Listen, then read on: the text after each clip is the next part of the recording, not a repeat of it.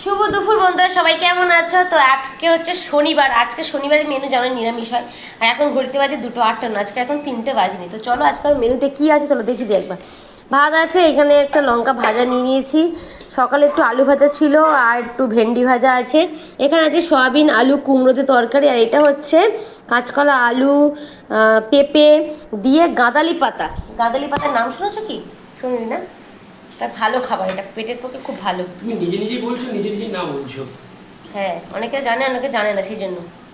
চলো আজ আমি ভাজাভুজি দিয়ে আগে খাওয়ার স্টার্ট করি। চেষ্টা করবে। তুমি একটু বলে দাও কি জানবে, বলে দাও কি জিনিসটা তুমি। গাঁদালি পাতা। কি জিনিসটা কি? গাঁদালি পাতা কি?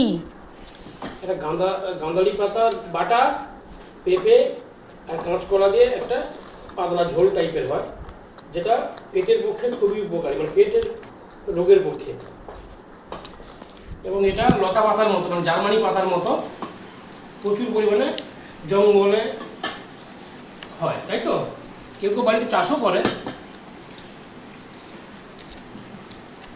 শুনেছো?